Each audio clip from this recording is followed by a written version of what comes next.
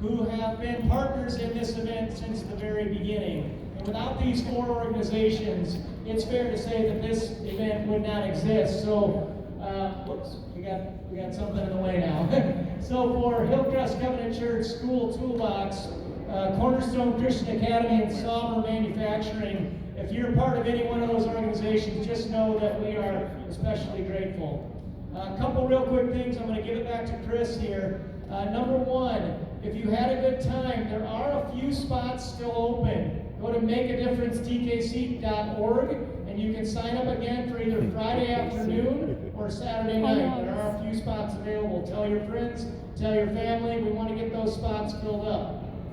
Number 2, we had a little bit of an issue. I want to apologize. We had a little bit of an issue with parking tonight. We weren't quite done with production today, so we had about 60 employees still parked in the lot when you all got here. So if you had to park on that end, please just bear with us as we get you out of here. It's very congested. We'll have people out there with flashlights and directing traffic. It's going to take a few minutes to get you out of here, and I'm sorry for that. But we just don't want to get people stuck or end up with a fender bender or something. So please just bear with us on that. So lastly, I just want all of you to know how grateful that we are that you are here. And one of the things that we do at the end of every shift is we pray over one of the pallets that you all pack. So I just want you all to know that you are invited to join us in that prayer once we wrap up the closing here. Thanks again. Let's give it to Chris here and see how you did.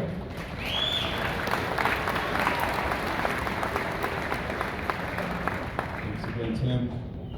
All right, so 1 session later, did you all enjoy it? Good. All right, so let's get right to the numbers.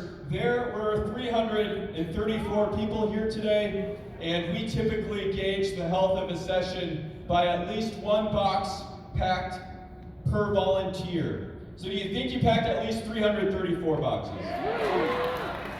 All right, well, let me tell you this. You all packed 449 boxes. That's great. Good start to this event. And does anybody remember how many of our meals are in 1 bag? 6, that's right. So today you all packed 96,984 meals. That's a big number, but I'm going to tell you, this is the smallest number that I'll tell you today. So everyone say 265. 265 is the number of children that could potentially receive a meal a day for an entire year with the food that you all packed just in 2 hours.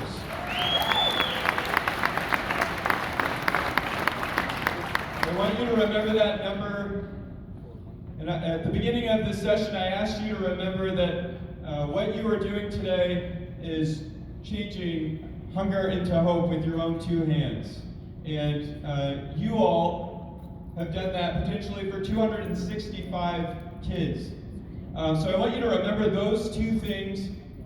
And let's turn our attention now to a story of someone who has been changed by the food that we packed today.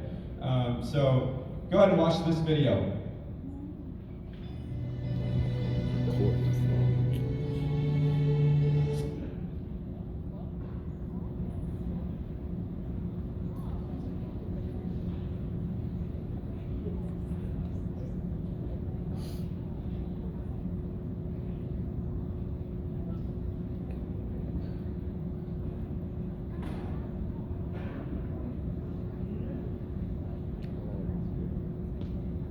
One of those days when you meet kids, we just found her today, but she is malnourished, lives with her grandma.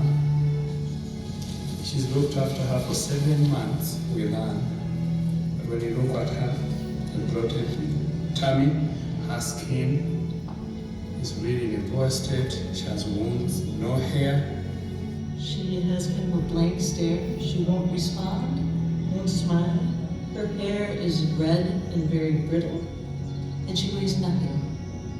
And so she'll have a hard time. She has nothing to eat. She's eating a piece of cassava. Cassava is a root which is largely starch, and you might find that she ate this morning.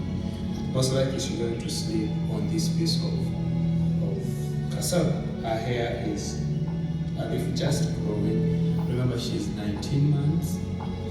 We're going to do what we can to see that we save this life. Hopefully with Feed My Starving Children food, she will be better.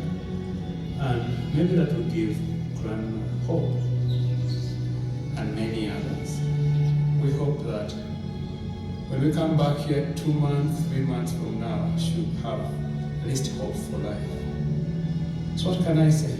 Keep packing the food, because there are lives out there, life like this one I'm holding. There's bound to be a leader of tomorrow that needs the food. Thank you. Thank you, volunteers. Thank you, Feed My Starving Children.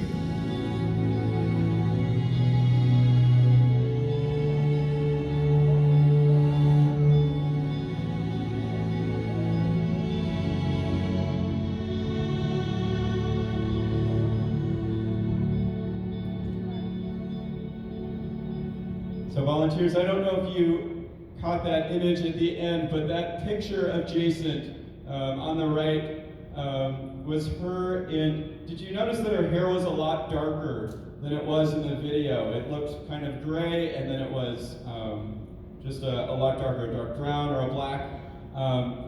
Jason is one of many children that Feed My Starving Children knows about and has told the story of. And there are countless children who receive our food, and the food saves their life.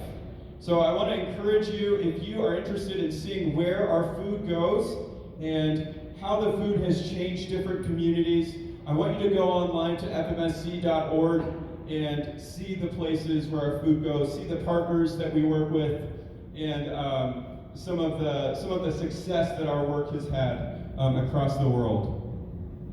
Now at this time, I just want to invite you to do some things that will continue to support us if you would like to. And so Tim already mentioned one of those. We are a Christian organization, and we recruit anybody and everybody that we can to send food to anyone that we can. But we do believe that God has a hand in the role that our organization plays among the hungry. So I want to invite you to go and pray over to this pallet. This is an invitation, it's not an obligation. So if you are a praying person, please pray with us later today. Also,